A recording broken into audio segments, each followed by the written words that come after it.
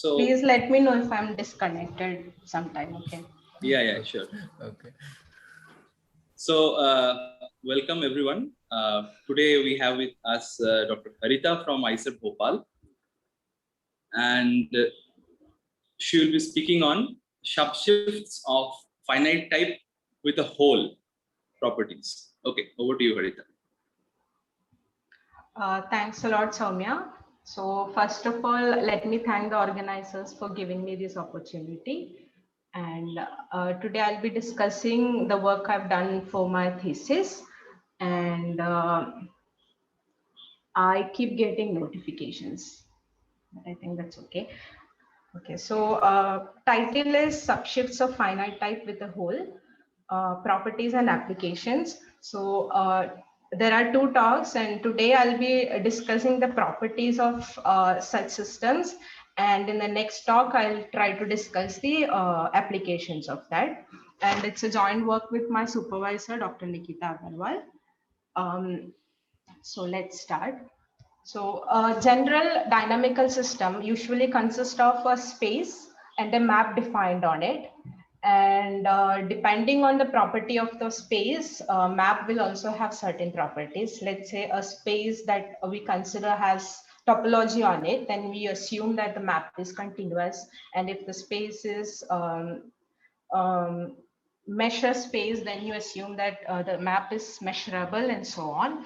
And in our talk, I'll consider the space, which is a measure space, and a map which is measurable, that is preserved under the measure. And the space that I'm going to consider are, they're also topological spaces, and they have some aspects in geometry as well. And since it's a geometry and topology seminar, I'll try to give those aspects as well. And in a traditional dynamical system, what happens is you have this map that is defined on a space, and the iterate of each point is well defined. Because when you look at f of x, if f is the map and x is a point in the space, then f of x will also belong to the space, and then you can talk about f square of that and so on. So the iterate is well defined for each point in that space. Such a system is called a closed dynamical system. And whereas this need not be the case when you look at a physical phenomena, like if you have an open container, then the gas particle may escape from that container and go somewhere. And so it need not always stay inside the space for all the time.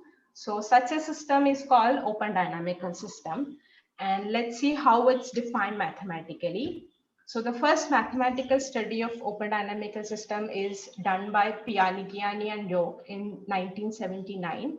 So they basically considered a billiard table, and what happens on a billiard, and they assume the ideal situation that there is no energy dissipation or friction on the table.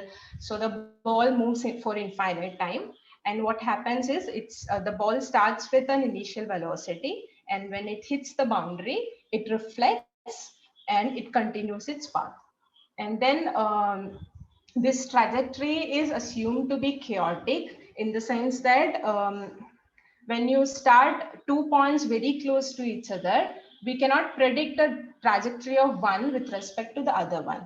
So any 2 points that are close to each other also may have completely different dynamics with respect to this. And they said the following in their paper: picture an energy conserving table with smooth obstacles, so that all the trajectories are unstable with respect to the initial data. So that means the trajectory is, the dynamics is chaotic. And now suppose a small hole is cut in the table so that the ball can fall through. And we would like to investigate the statistical behavior of such a phenomena. And there are precisely two mathematical questions formulated in their paper, and we'll see those. So first of all, a billiard table without the hole, then the movement of a ball is chaotic, and there is a measure that is preserved under the dynamics. Then if you consider the hole, which is the open system, then the question is there a natural invariant measure for this open system? And such an invariant measure is called conditionally invariant measure. And studying the existence of conditionally invariant measure for certain maps was already is done. And in their paper also, they were doing the same thing. And then the second question is, Yeah, Harita. yes. Yeah, I have a question. So in this, without the whole case, what is the meaning of there is a measure that is preserved under the dynamics? Okay, so I'll define it later anyway. So it's like, let's say you look at any measurable set of positive measure, then you look at the trajectories of that. So you basically, you don't look at the forward image, you look at the inverse image of that, because that also is not to be measurable because the map is measurable. Then they both will have the same measure.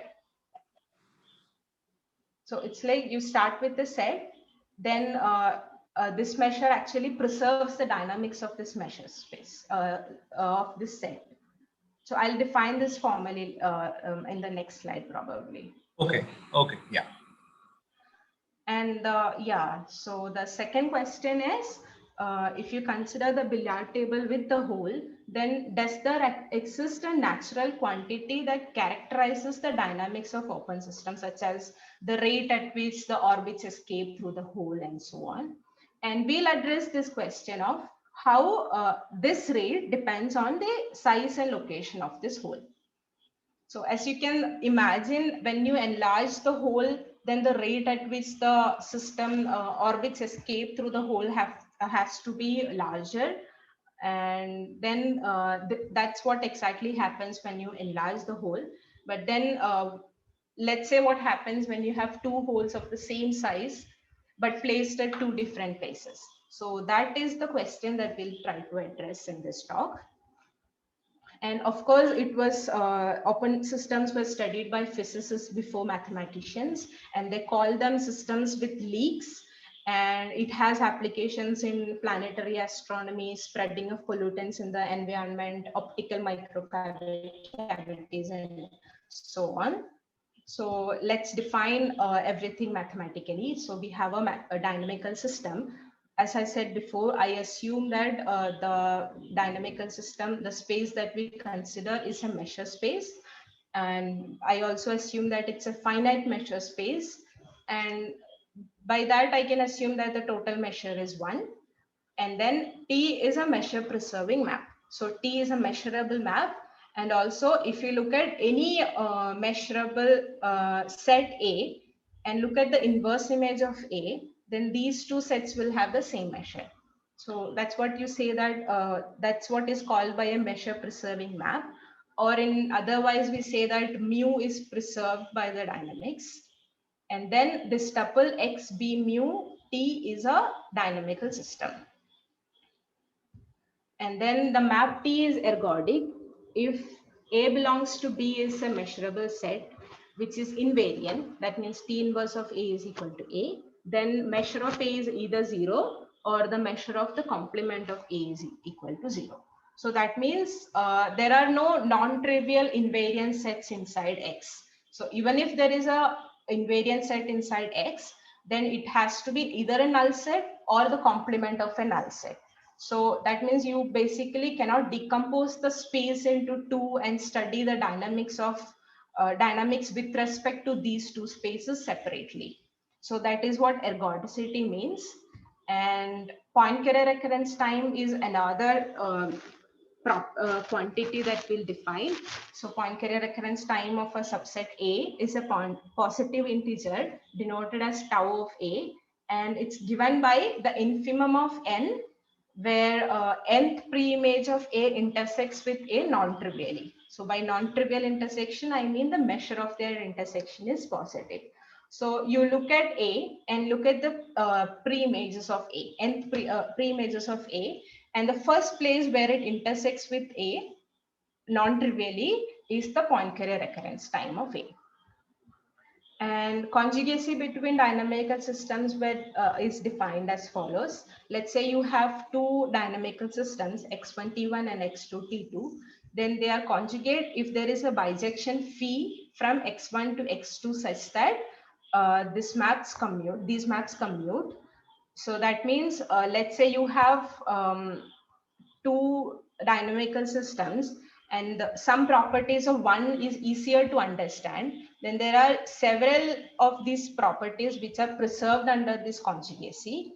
Let's say if you know that some one space is ergodic, one dynamical system is ergodic, then every map that is conjugate to this dynamical system will also be ergodic. And similarly, this Poincare recurrence time is also invariant under conjugacy.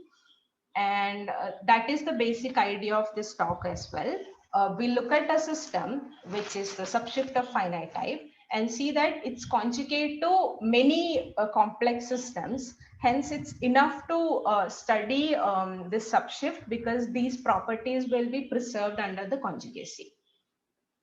So as I said before, ergodicity and Poincare recurrence time are invariant under conjugacy. And now we'll introduce whole to this system. So you start with a dynamical system where T is a measure preserving map and H be a measurable set with positive measure. And why are we looking at positive measure? Because if you look at the zero measure Z, then the points escape into this set will also have zero measure. So measure theoretically, it's not interesting to study.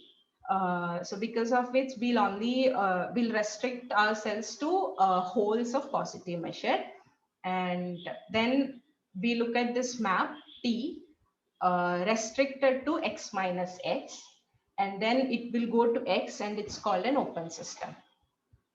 Then what is different from the different for this map from the usual the map T from X to X? Because iterates are well defined as long as the orbit of the point under the map does not escape into the hole. So once it escapes to the hole, we no longer consider that point. That's the idea. And then survival set is basically all the points in X that never escapes to the hole. And then if you look at, so then this survival set is an invariant set. And because you can see that if a point does not escape into the hole, then the T of X will also do not escape into the hole and so on. So this survival set omega of X is an invariant set. Then if you assume that the map T is ergodic, then this survival set will either have zero measure or positive measure, sorry, the whole measure, but then it cannot have the whole measure because H is not a subset of this, but and H has a positive measure. So this survival set will always have measure zero. And let's see an example. You look at this map T from 0, 1 to 0, 1, where the measure is the Lebesgue measure on the unit interval. And the map is defined by T of X equal to 3x modulo 1. So you look at the fractional part of 3x and the whole is the middle 1/3 part. And we can, if you give a minute to think about it, you can see that the survival set is basically given by the middle third Cantor set. So this, and also middle third Cantor set will have zero Lebesgue measure. And there are several studies done on studying the properties of this survival set, because now we can think about how large the hole has to be or how small the hole has to be so that this survival set has positive host of dimension. And also, since it's a invariant set, you can talk about the map restricted on this set and ask the properties of such maps and so on. So these works are done. Some of these works are already done and will not go in that direction. So now we'll define what an escape rate is.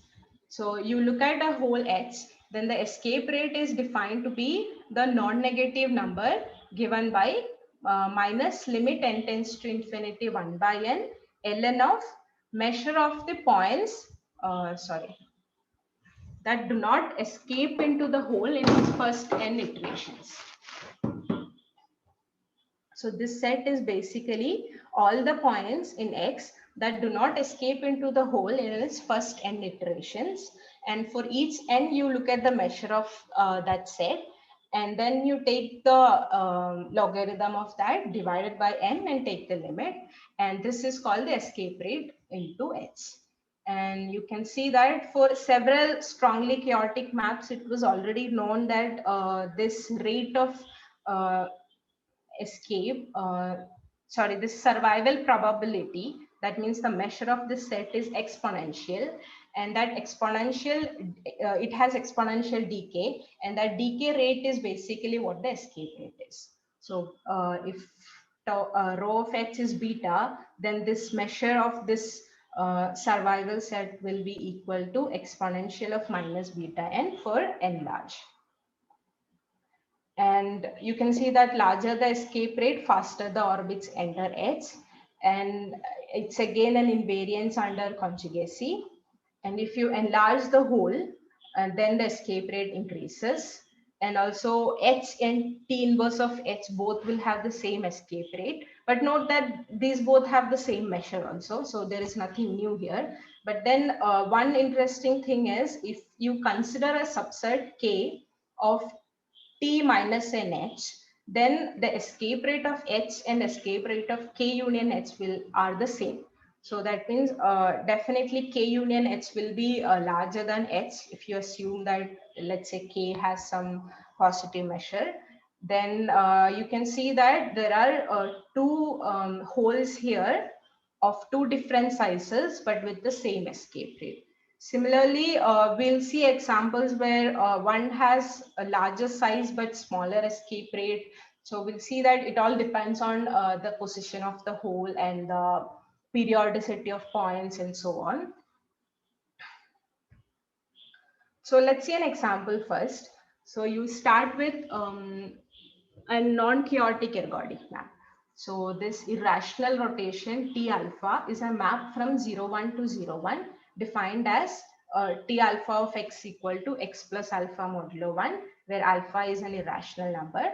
So if you consider that 0 and 1 are identified so that it's a unit circle and it's basically the rotation on the unit circle, then if alpha is irrational, then it's an ergodic ergodic map with respect to the Lebesgue measure, and it's non-chaotic because it has isometry property. Any 2 points that start close to each other will remain close to each other throughout the travel. So it's a non-chaotic ergodic map. And also we can see that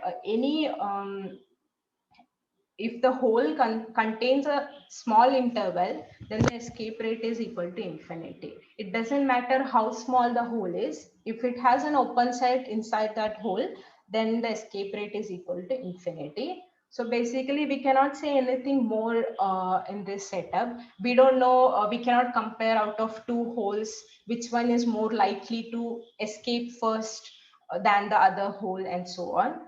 And yeah, so we cannot compare two holes based on escape rate. So escape rate is not basically a good idea to study this hole in case of non-chaotic maps. And because of which most of the studies were done on chaotic maps, and some of them I'll discuss a few of them. So yeah, Harita. Yes. So what is the meaning of this escape rate being infinite? Like, I mean, so basically what happens is, when you look at this, it doesn't have exponential decay. Exponential decay. Yeah. Okay. So this survival probability, that means the measure of the points that do not escape, they won't have exponential decay in this case. So in finite time, everything will go to the hole. Okay. So when in finite time everything goes to the hole, then it becomes infinite, because then the survival probability becomes 0 after a finite time, right? Right. Yeah, so then the escape rate will be infinite. So in case of, say, the escape rate is something finite but very large, then what happens? Then not every point will go to the hole in finite time. Yeah. So if almost every point goes to the hole in finite time, then the escape rate is infinite. So when you have finite escape rate, that means for each finite time, there is some part of the set that is not escaped to the hole. For each That's finite right. time. Okay. For each Okay. finite time, there is at least some positive measure set that is not escaped into this hole. Oh, but in case of infinite, there is a universal finite time Yes. which works for every point. Yeah, because I mean, it's an increasing sequence, right? I mean, one set is contained in the other set, right? If you look at n, if it escapes in n step, then first n step, then it will escape in first n plus 1 steps also, right? So the time is uniform. Right, you understand what I'm saying? Yeah. Okay. Yeah, Yeah. So here what happens is it's like any open interval that you consider, it basically covers the whole space in finite time. Yeah. Okay. Thanks. Okay. Any more questions?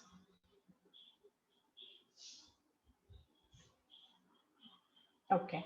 So then let's discuss a few problems on the relationship between escape rate and position of the hole. So it was, as I said before, this open systems were introduced, most of the studies were done on finding the existence of conditionally invariant measures and properties of survival set and so on. And then Bunimovich and Yurchenko first asked the problem of how it depends on the position of the hole. And it was done in 2011. They considered basically the doubling map, which is the map on unit interval where x goes to 2x modulo 1. And their holes were dyadic subintervals. And then they showed that the escape rate depends on the position of the hole. In fact, the escape rate is faster through the hole with a larger recurrence time. So then again, there were some numerical examples showing that it depends on the hole. Froiland and Stancevic, for instance, provided several examples showing that escape rate demonstrates strong oscillations when holes are placed at various locations of the hole. So we'll discuss the work of Bunimovich and Yurchenko. So my aim was basically to generalize their work because they only considered doubling map and not doubling map, any map of the type x going to kx modulo 1 where k is an integer greater than or equal to 2. And that map, such types of map and the maps conjugate to that map. And I was trying to generalize this to a more general setup, and we'll discuss their work in later. And then there is no such results are not even known for very simple systems. And one result in a more general setup is done by Bunimovich and Villarivalo. And they proved that for an ergodic system, if the escape rate is continuous at least at one point, then there is a large hole through which the escape rate is arbitrarily small.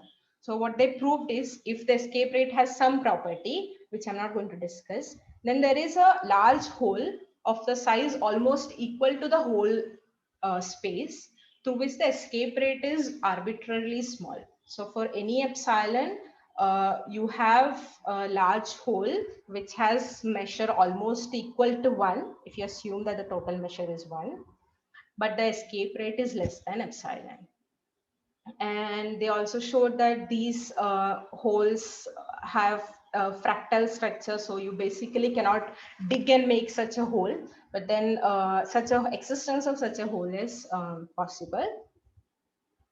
And also some work has been done for shrinking holes. So what you do is you look at point and holes around that point which shrinks to this point, and look at the limiting behavior of such an escape rate. And again, Bunimovich and Yurchenko in their same paper proved that for doubling map, the escape rate behaves like a constant times the size of the hole when a hole shrinks to a point, and the constant is equal to 1 for a non-periodic point, and it's less than 1 for a periodic point. And that constant basically depend upon the periodicity of the point as well. So basically the escape rate will be smaller near a periodic point. So if you have a periodic point, a hole which contains a periodic point of smaller period, then that, and another hole which has a periodic point of larger period, then there is even if they have both the same size, then the escape rate will differ. And then Ferguson and Polycott proved similar results for a general class of maps which are chaotic. And for shift spaces, they provided an expression for this local escape rate. So the limit of this escape rate is called local escape rate. And they provide an expression for local escape rate in terms of its entropy. Entropy is a number that describes the complexity of the system. So we'll see these in the coming slides. So in a way, for chaotic maps, you have more regular things to say about escape rate. You can compare two holes based on escape rate and so on. So in a sense, chaotic dynamics is more organized and predictable than non-chaotic or regular dynamics. So let's move on to our space, which are subshifts of finite type. And it comes under the area of symbolic dynamics. And symbolic dynamics is basically a tool to model a large class of dynamical systems. So as I said before, there is a large class of complex dynamical systems which are conjugate to these shift spaces. And shift spaces are basically sequence of symbols, so it's easier to study in several properties are easier to study in shift spaces, and then by conjugacy you can see that the same property holds for these dynamical systems as well. And let's see an example before defining the shift spaces. So you start with a doubling map on a unit interval, which is again t of x equal to 2x modulo 1. Then you define a sequence of symbols. How do you do that? You divide the interval I into two parts, 0 to 1 by 2 and 1 by 2 to 1. Then you look at the trajectories of each point. So let's say you start with a point here. Then I'll define a sequence now, binary sequence. That means each point is either 0 or 1.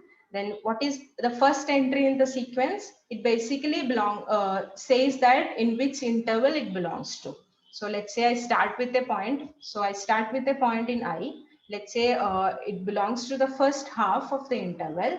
That means I0. Then I define x0 to be equal to 0. And if it belongs to the second half, then I define x0 equal to 1.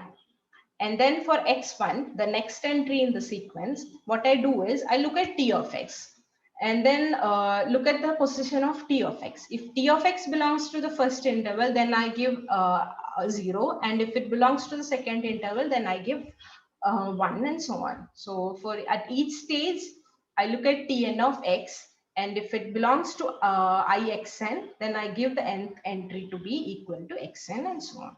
So I think this is clear.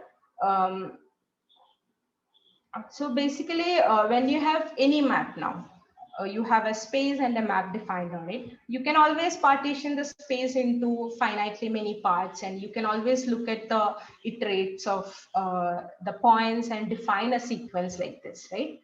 But then the question is, does it completely is it express the whole system? So is all the properties are invariant under this system and so on.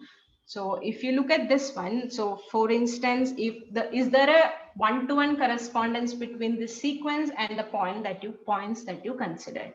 So in this particular setup, you can see that the sequence is nothing but the binary sequence expansion of x. And also if you start with x and look at the image of x, let's say y, then y will have the sequence expansion, which is given by x1, x2 and so on, which is by omitting the first entry of the sequence expansion of x. So it depends on the partition as well as the map. If there is a one-to-one correspondence, so as I said before, you can always partition the space into finitely many sets, and then, hello? Yeah, is there a question? Yeah. So, I mean, so you're basically dividing the domain of the function in some parts, right? Yes. But how? Depending on what? Yeah, that's the problem. So it's like you cannot basically divide it on your own choice. So there is a some properties that has to be satisfied for this partition, so that you get a one-to-one correspondence between this sequence and this space. So you Which cannot space? the domain of the function. So what are we doing? I'm trying to get a conjugacy between this doubling map and the sequence space, right?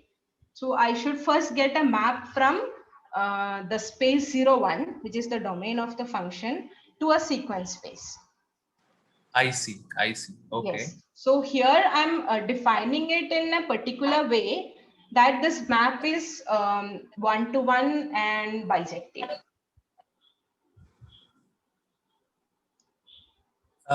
This map is bijective, you are saying? Almost everywhere except on the end. So if you look at the endpoints, then there is a confusion of where. If you start with half, then you don't know what to define, right? Yeah. But then Yeah. these are measure zero sets. There are only countably such points, so these are measure zero sets, so we don't care about them. So I mean, Okay. to avoid confusion, you could have defined I0 to be close 0, open half. Yeah. Right. So then, but then again, if you start with 1/4, then T of X is 1/2. Yeah. Yeah, so all these dyadic points, if I define this closed interval, then these dyadic points will have an issue. But then there are only countably many points. So this is a bijection almost everywhere. But again, we don't know what the measure we have on the binary sequence. So we cannot yet talk about almost everywhere, but it's a bijection except on a countably many set.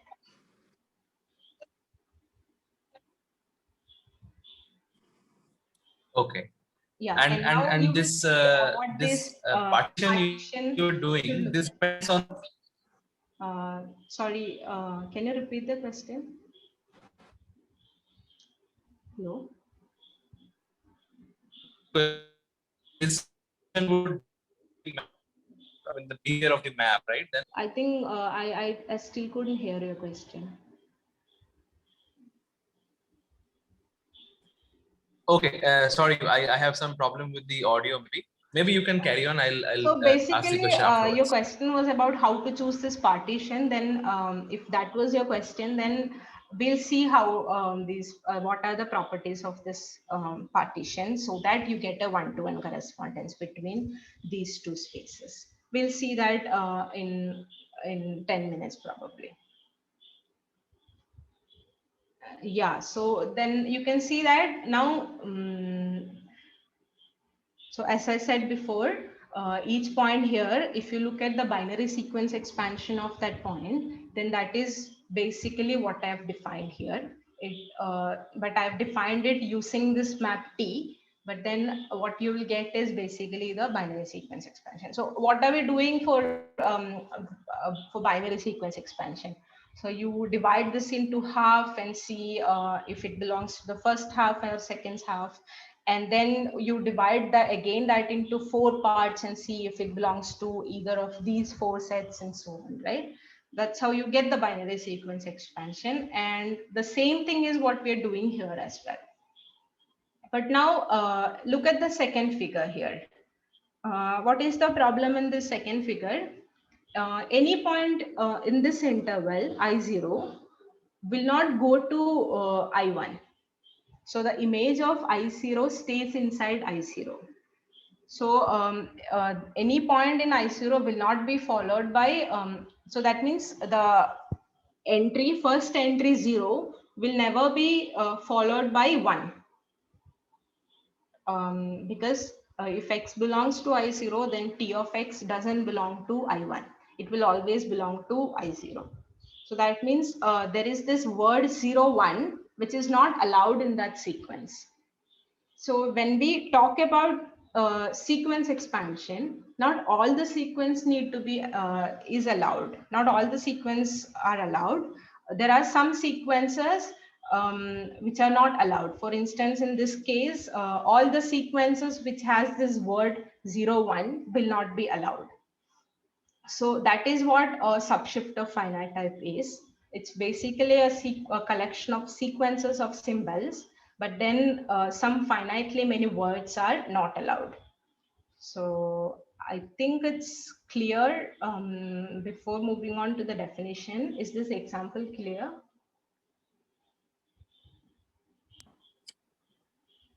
Yeah, I think. Yeah, okay.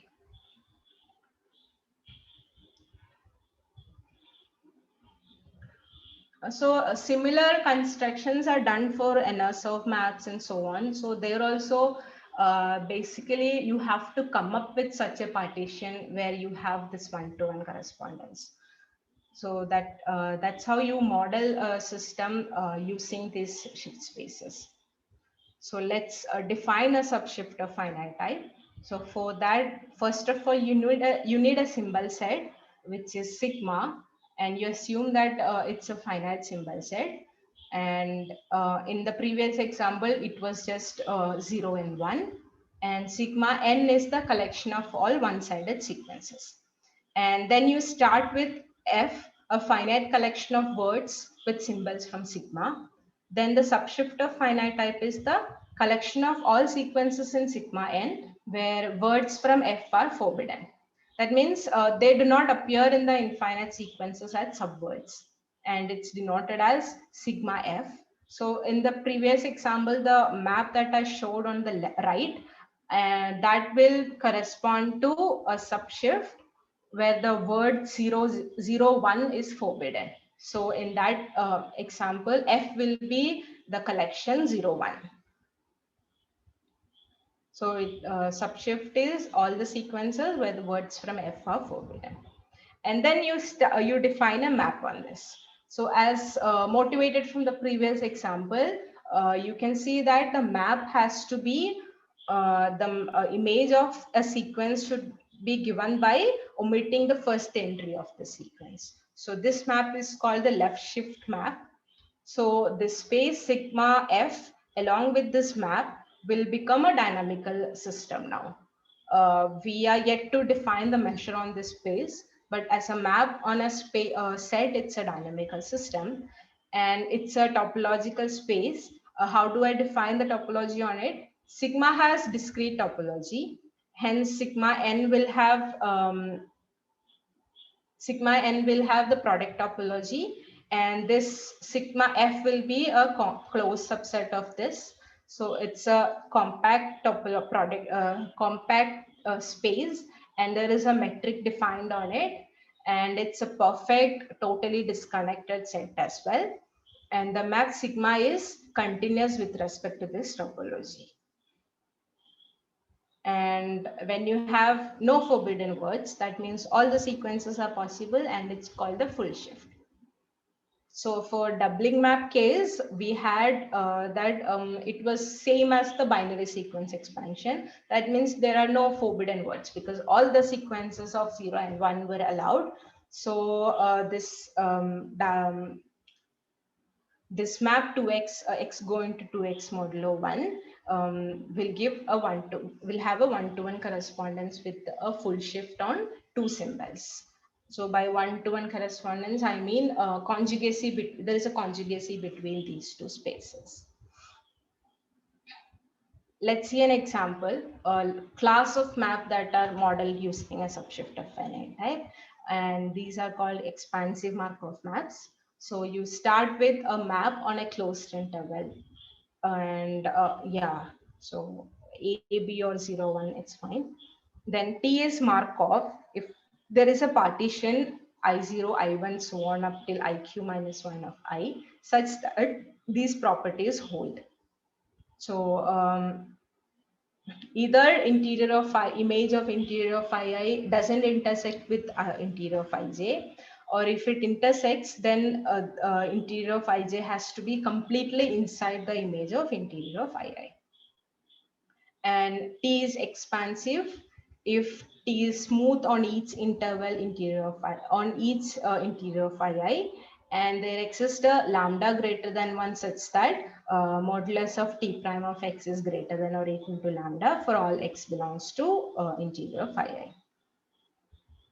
And just note that I've indexed these intervals also from 0 to q minus 1. So it's basically to get a one-to-one correspondence with the shift space where each sub-partition correspond to a symbol. So let's see how this expansive Markov maps are coded using a subshift of finite type. So you start with an expansive Markov map. So this doubling map will be an expansive Markov map with the Markov partition given by 0 to half and half to 1.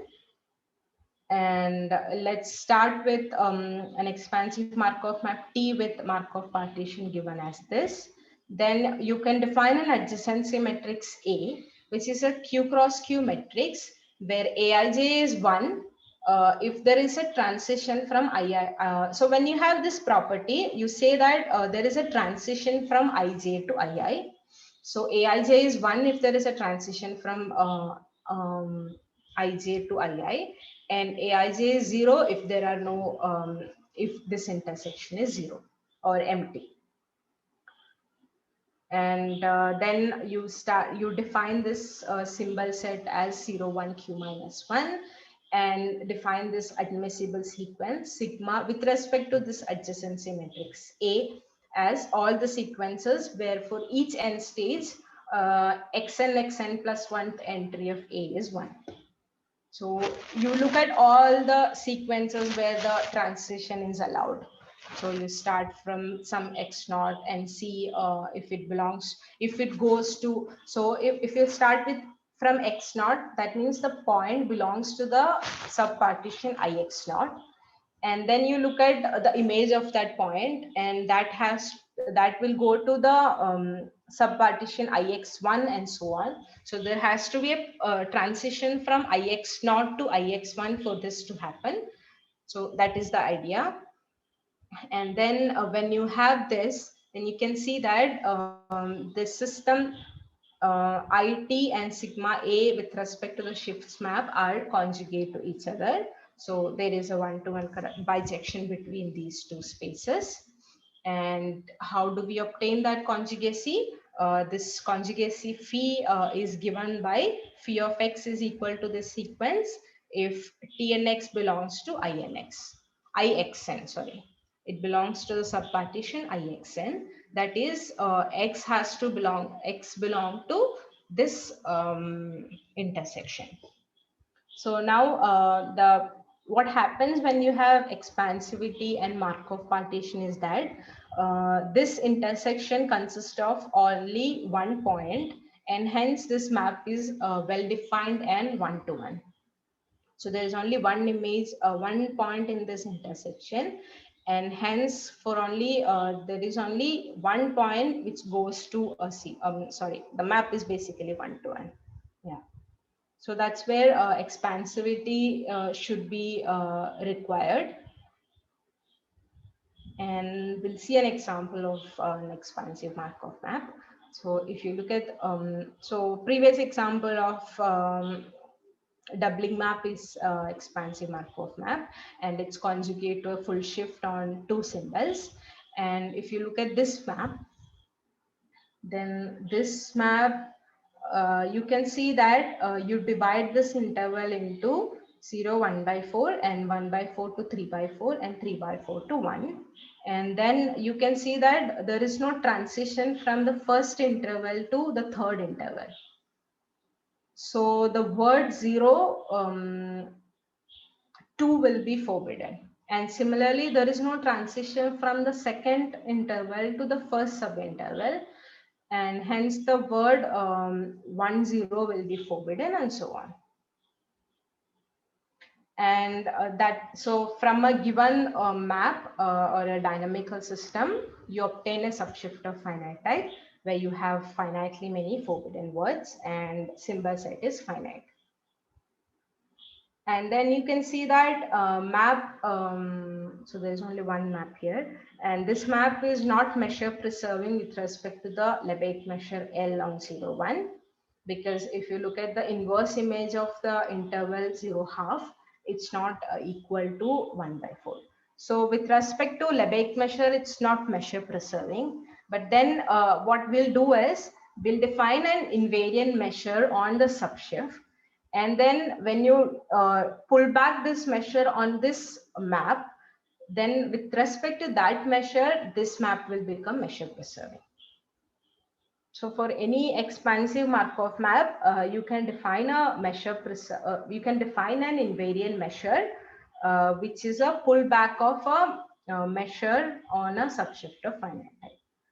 And there is an important type of measure that we are going to define for a subshift, which is called Parry measure, and we'll see how it's defined later. So I think it's clear till now. Let me know if there is a question. Yeah, Harita. Yeah. So from seeing the adjacency matrix, Yes. is it possible to say whether it is an expansive map or not? So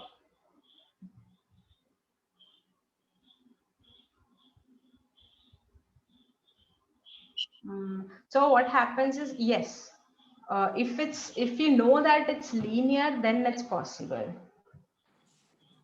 You mean piecewise linear? Piecewise linear. So linear on each subintervals.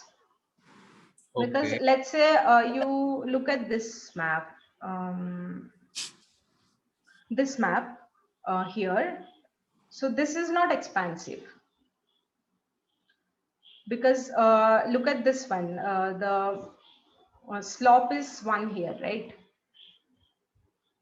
Right. So it's not an expansive map. So what is the adjacency matrix here? The first row is just 1, 0. So if the row has only one non-zero entry, then it cannot be expansive. You basically can't say every time. You can't say every time. So it's like then it depends on if the partition is of the same size and so on. You can't say looking at the adjacency matrix. No, if you know that, the thing is, if you know that the partition is of same size, Okay. and then you have an adjacency matrix, then you can say, because then if a row has more than one non-zero entry, then it will be expansive. Because then that means there are at least two subintervals which are covered in one. So if you look at the ith row, that means ith subinterval, then there are at least two non-zero entry. That means there are at least two subintervals which are covered in the y-axis, right? Yes. So then Right. in that way, slope will be more than 1. Slope will be greater than or equal to 2. So you can choose lambda as 2 or 1.5, right? Okay, maybe I need to think on this. Okay. Yeah, Thanks. so it's like, I mean, just think of these three subintervals. Assume that they have same size. Okay. Then if you know that the first subinterval goes to at least two subintervals, then you see the slope will be at least 2, right? Because y2 minus y1 will be more than x2 minus x1. Mm-hmm. So the Right. slope will always be greater than 1. Right. Yeah, so in that way, you can say that when you have at least more than one non-zero entry in each row, then it will be expansive. So basically, in this piecewise linear graphs, you check whether more than one slopes are more than one. Yes. So that's the one construction. Maybe you can say it's a construction for a let's say you're given with an adjacency matrix or a subshift, then can you always construct a expansive Markov map? Then you can do it when you have this property, right? You can always start with the unit interval, divide that into equal subparts, and basically the definition will be the same. You look at the first subinterval and see where all it goes. So write a draw a linear line between, draw a line between these two and so on, right? Okay.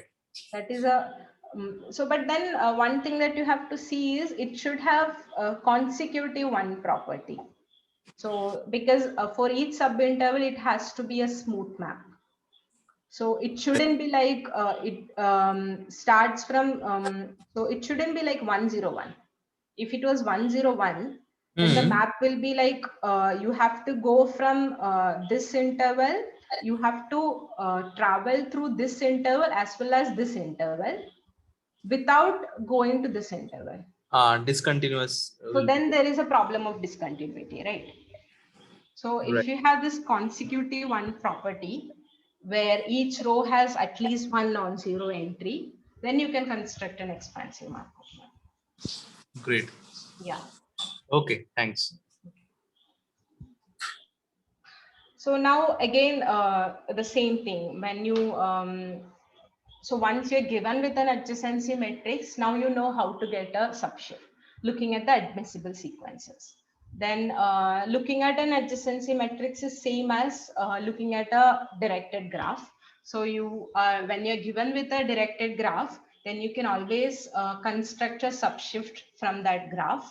So if G is a directed graph where vertex set is V and edge set is E, where V is labeled as 0, 1, Q minus 1, then the adjacency matrix is all the XY entry is 1 if XY is an edge and 0 otherwise. And once you have an adjacency matrix, you can define the subshift where the forbidden collection is given by the 0th entries in the matrix. So you look at all the XYs where AXY is 0. These will all, these are all forbidden. So when you have, and the symbol set is same as the vertex set, then there is a subshift. So the subshift is basically the admissible sequences. So one symbol is followed by another symbol only if the corresponding entry in the adjacency matrix is 1. And then each sequence in sigma f will correspond to an infinite path in this graph. That is how you get a subshift from a directed graph. Now the question is, can you get a directed graph from a subshift? And one thing to note here is that here all the words will have length 2 because it corresponds to the entry in the matrix. So the words has length 2, but in a general subshift, I didn't assume that when I was defining the subshift. So the F can be of, F can contain words of different length, more than 2 as well. So then what can be done?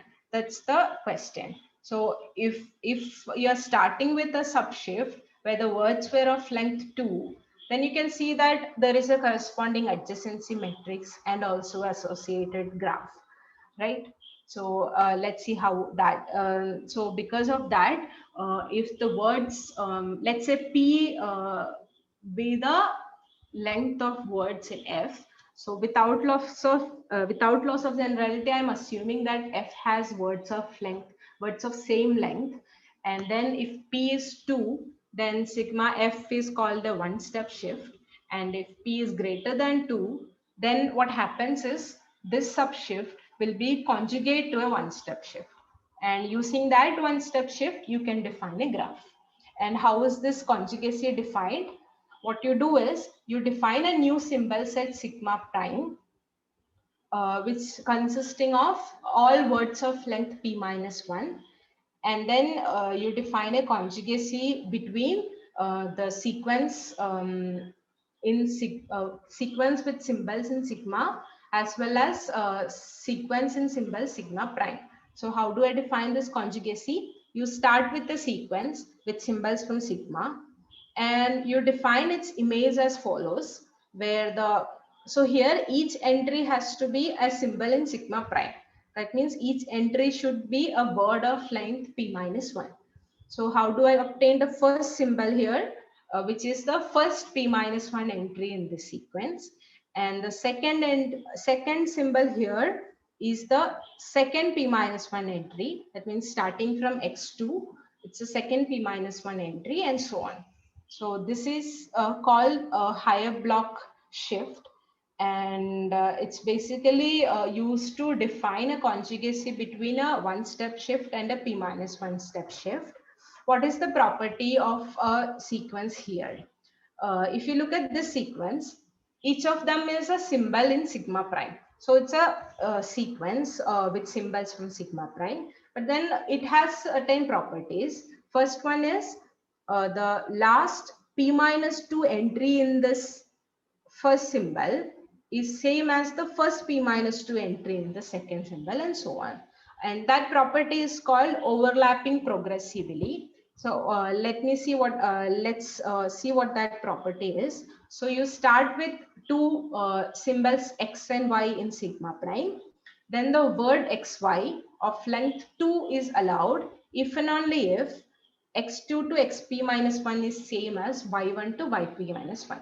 So the last p minus 2 entry of x is same as the first p minus 2 entry of y, and it's an allowed word. So if you look at a word of length p here, then that will correspond to a word of length 2 here. So instead of saying a word of length p is forbidden here, it's enough to say that a word of length 2 is forbidden here. So from a p minus 1 step shift, we obtain a one step shift. And you can see that these there is a one-to-one correspondence in this. It's a bijection, that the way we define it, and thus you get a conjugacy between a one-step shift and a p minus 1 step shift. Is this correspondence clear? Yeah, but what exactly you are trying to do here? Given an SFT, you are trying Given, to construct a directed graph, right? yes. So what I'm doing is, first I'm trying to assume that this forbidden collection has words of length 2. Because when you have words of length 2, then it's easy to get an adjacency matrix, because you look at all the entries that corresponds to these words, right? Yeah. But then this forbidden words need not always have words of length 2. Right. So then when you have, let's say, more length is more than 2, then how do I obtain another subshift which has forbidden words of length 2? That's the But why are you? I mean, it may so happen that the length of the words in the forbidden collection is not same or equal, right? But that you can always assume that it's same, because when you say that 01 is forbidden, it's same as saying that 010011 are forbidden, right? So Oh, you it's take like the largest possible you take the length. largest length, and then you assume you enlarge this collection F so that all of them have the same length. So you can always assume that all these words have equal length. I see. I see. Yeah. Okay. Now they all can have equal length. They all have equal length. Now the question is, how do you ensure that they all have length 2? You can't do that. But then what you do is you define a new subshift where the forbidden words have length 2. So here I've defined a new subshift, but the thing is, along with defining a new subshift, I have defined a new symbol set as well. So here the symbol set consisting of words of length p minus 1. Okay. So Okay. here it was symbol set has cardinality q, but then the new symbol set will have cardinality q raised to p minus 1. Right. And now the adjacency matrix was q cross q matrix, But then for a general subshift, the adjacency matrix will be of order q raised to p minus 1. I see. Yeah, and also instead of these rows and columns will be indexed, it was indexed by 0 to q minus 1 in the previous case. Now the rows and columns will be indexed by words of length p minus 1. That's the only difference. Okay. Yeah. So when you define this, then you get a directed graph from this. And how do I get the directed graph? For one step shift, it's clear. You associate the graph G equal to V comma E, where vertex set is same as the symbol set. And there is an edge from X to Y if and only if XY is not a forbidden word. And for P greater than 2, I again define this graph V comma E, where V is where the vertex set consisting of all words of length p minus 1. So the cardinality of V will be q raised to p minus 1. And there is an edge from one vertex to another vertex if they overlap progressively and the word is not forbidden.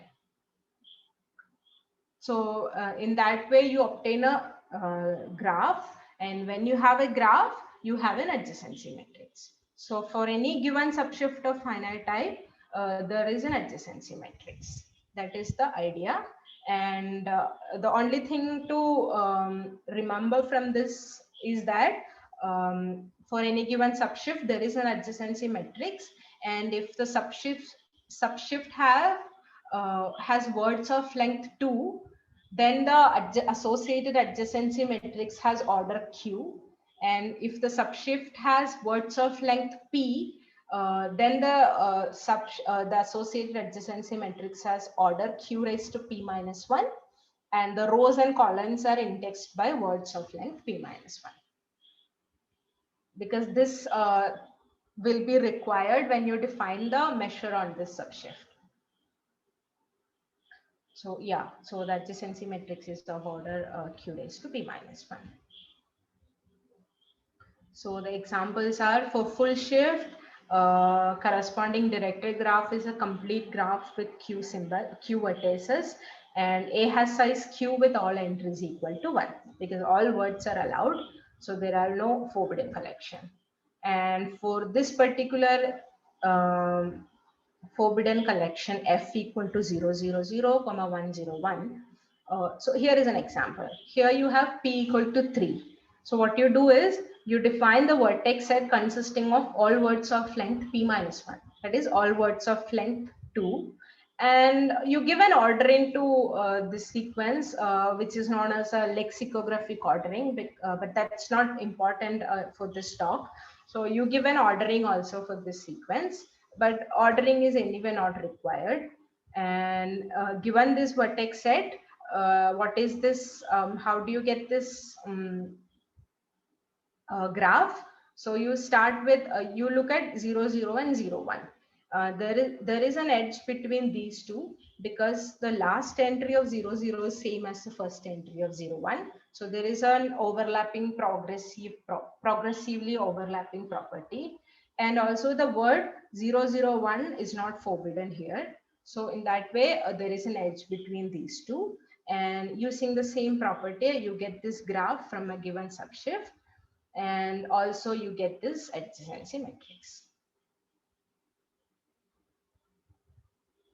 And another quantity that we are going to define is called entropy of a subshift. So entropy basically defines the complexity of the system. So topological entropy for a general topological space is defined using the open covers and all.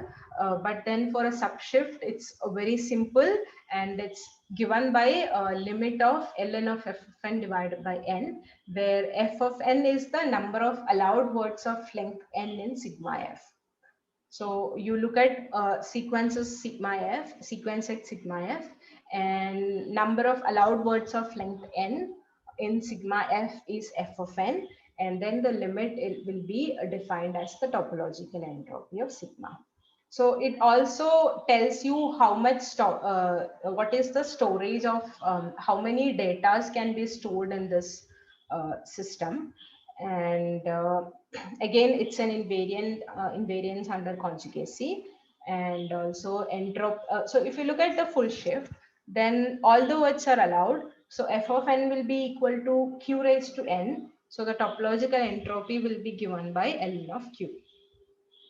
And for a subshift, so from now on, we'll assume that this subshift has a property called aperiodicity. That means the associated adjacency matrix A is aperiodic. What does it mean? It means there is an n such that a raised to n is positive. So when you assume this aperiodicity property, then the entropy is given by ln of theta, where theta is the largest positive real eigenvalue of A, which is known as Perron root. And it exists and it's positive by Perron-Frobenius theorem. So when you have an aperiodic subshift, then the entropy is given by ln of the Perron root, where Perron root is the largest positive real eigenvalue of A. And then when we define the escape rate and all, we'll see that escape rate is completely determined by this entropy. And hence the only thing that we have to study is this quantity f of n, asymptotic properties of this. And we'll see how it comes out. And next is defining a measure on the subshift. So you start with an aperiodic subshift, and by Perron-Frobenius theorem, it has a largest positive real eigenvalue theta, and the corresponding eigenvectors are positive. And there are several measures on subshift of finite type. There are countably many measures, but then out of which one measure has some unique properties, and it has the following property of so it's a measure which maximizes the measure theoretic entropy. So in 1964, William Parry defined a sigma invariant probability measure, which is now known as the Parry measure, on an aperiodic subshift, which is unique and maximizes the measure theoretic entropy. So for a similar to topological entropy, there is a measure theoretic entropy as well, for a space that has both that is both topological and a measure space.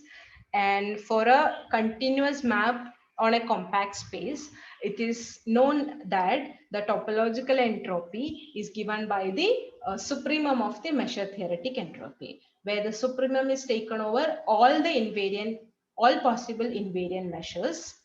And then since sigma is a continuous map on a compact space, it will also has this property. And this Parry measure is the unique measure where the supremum is attained. And the shift map sigma is ergodic and mixing with respect to this measure. So we started with a space and defined a map on it, which is, and then you gave a measure on the space, which is invariant under the shift map. So now it's time to, so first of all, we have to define how this measure, we have to see how this measure is defined. So what we do is we define this measure on a subcollection. So you start with the subshift, and then W be an allowed word in sigma F. Then the cylinder based W is defined to be all the sequences in sigma F that start with the word W. Then you define this measure on the cylinder as follows. Now, if the forbidden collection has words of length P, then the associated adjacency matrix, the rows and columns of the associated adjacency matrix will be indexed by words of length P minus 1. And here U and V are the left and right Perron eigenvectors. That means the eigenvectors corresponds to theta, which are normalized, where U transpose V equal to 1.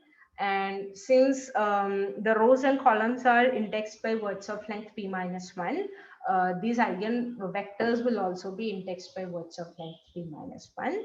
So if you start with the word and look at the cylinder based at this word, which is the sequence that start with this word, then the measure on the cylinder is given by this. So here, you look at U, the W1, etc., WP minus 1 entry of U times V, Wn minus P plus 1, etc., Wn divided by theta raised to n minus P plus 1. So what is happening here is, let's say you start with two words which has the same P minus 1 entry and last, same first P minus 1 entry and the last P minus 1 entry. Then the measure will also be same, because it depends only on the first and the last P minus 1 subwords. It doesn't depend on the intermediate word, and hence the measure will be same. And then it's only defined on the cylinders. Now what you do is extend this definition to the sigma algebra generated by these cylinders, and then you have a measure on the subshift. So why are these cylinders important? So I'll try to give an example of subshift again. So if you look at example of this map to x going to 2x modular 1, and there what happened is, if you look at the subinterval I0 or 0 to half, then each sequence expansion of every point in that subinterval started with 0. And similarly, if you look at the subinterval half to 1, each binary sequence expansion started with 1. Now, if you look at the dyadic interval of size 1 by 4, let's say the subinterval 0 to 1 by 4, then you can see that each binary sequence expansion will start with the word 0, 0. So it will be a cylinder based at the word 0, 0. So basically, in case of that map, the cylinder based at words are basically the dyadic intervals. So you define the measure on these dyadic intervals, and then you extend this to the algebra generated by these intervals, and in that way you define the measure. So that's how the measure is defined. And yeah, it's 9:15 already. So for full shift, what happens is the adjacency matrix has all the entries to be equal to 1, and hence the parent root will be theta, and all these eigenvectors has entries 1 and so on. So the measure depends only on the length of the word. So it's a uniform measure on all cylinder based at the words of same length, and which is given by 1 by q raised to n. And for subshift, it of course depends on the parent root and the parent eigenvectors.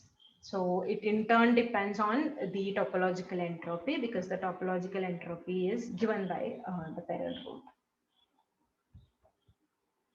Now we'll assume, so I don't know, should I continue or do this in the next talk? Soumya? Yeah, I mean, usually we have 1.5 hour talks, so you can continue. I mean, if it's like comfortable for you, or either, Okay. I mean, you can continue the next day also. It's up to you. So is it a right time to break the talk, or you want to? Yeah, so right now we have all the things required for the dynamical system. Now I'm introducing the whole. So probably I can end for today, and then start from this next time. Sure. Yeah. Sure. Yeah, I think that would be good. Okay. Okay. So yeah. So thanks a lot for the talk.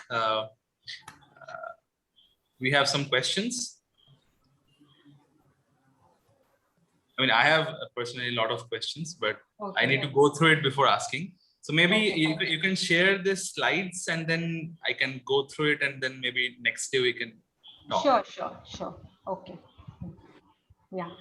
Yeah, I also kind of a bit lost towards the end because there are a lot of definitions, and I mean, when I'm learning the new ones, I tend to forget the old. Yeah. It happens. So probably when I recall it again in the next talk, it should be clear. I don't know. Yeah. So you said something about what exactly this mu signifies. Can you repeat? I mean, what exactly for the cylinders? What exactly this mu is So doing? you look at, let's say, one step shift. That means all words has length 2. So you start with an adjacency matrix, and then you have a subshift where the forbidden collection depends on the 0th entries in the adjacency matrix, right? Right. Then adjacency matrix is a Q cross Q matrix. And when you assume a periodicity to that matrix, you have the largest positive real root by Perrin-Frobenius theorem. It's a theorem where you have where it gives a largest eigen value and corresponding eigenvectors for a non-negative matrix, which has these properties like aperiodicity or irreducibility and so on. So we are, to be safe, we are assuming aperiodicity. So there is a positive largest root. And then what I'm doing is I'm defining a measure on this subshift. So I'll first define on cylinders. So, and these cylinders forms a basis for this subshift. So you can construct the whole measure, the measure on the whole subshift using these cylinders. And what are these cylinders? They're basically the sequences that start with a fixed word. Right. So then how do I define the measure on this cylinder? It basically defined in terms of eigenvalues and eigenvectors, the largest eigenvalue and the corresponding eigenvector. So if P is 2, it's just U based at W1 and V based at Wn divided by theta raised to n minus 1 when P is 2. Right. So then the word may be as long as you want.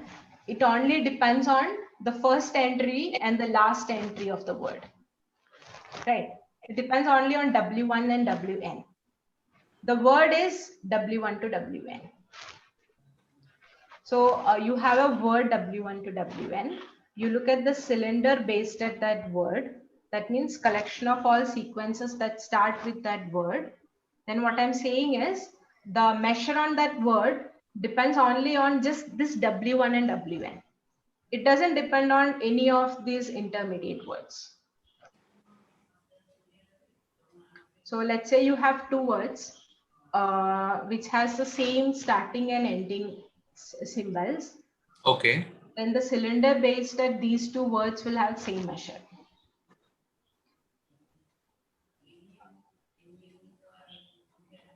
I see. And for full shift, what happens is words of a fixed length will all have same measure. So they have equal measures. So that's what is happening for doubling up Yeah. case, right? Because that was corresponding to full shift, and Right. cylinders corresponds to the dyadic subintervals. So the Right. words of same length will have the same measure. Right. So they were all equal measures. But then the example that I gave for expansive Markov map, it was like partition was 0, 1 by 4, 1 by 4, 3 by 4. 3 by 4 and 1. It was not the same length partition, right? So Right. that case, that was correspond to a subshift. So for Right. subshift, words of same length need not have same measure. Cylinder based words of same length need not have same measure. It depends on what that word has to be. But then it doesn't really depend on the whole word. It only depends on the first entry and the last entry of the word. That is the idea. Nice. Yeah. Yeah, interesting. So it's basically is the it's also a Markov property if you're familiar with. So in probability, if you look at a sequence of random variables, Then Markov property is the memoryless property. So let's say you have some x1 to xn variables, then the probability of that of x1 to xn happening doesn't depend on the previous cases. So it's like, it's called the memoryless property. So when you have a probability space, you can think of that as the name says, it's a probability space. So you can define random variables on the space and so on. So this is basically a Markov property. So it doesn't depend on what happens in between. So it only depends on the moment. Yeah. Okay. Okay. So this is a particular type of Markov property also.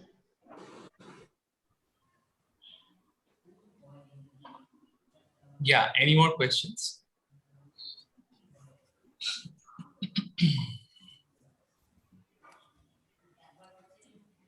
Okay. Then maybe let's thank the speaker. We will meet again on, I guess, 14th, right? Yes. 14th. Yeah. Yeah. Okay. Okay. Thank you so much. So Yeah. you can probably email me if you have any questions, Sure. so that I can come prepared next time. Yeah. And please send this. I mean, if it's just slides. about the definition, all you don't have to. I'll send you this. I'll send you this slide. Yeah. Sure. Thank you. Okay. Yeah. Bye. Bye. Bye.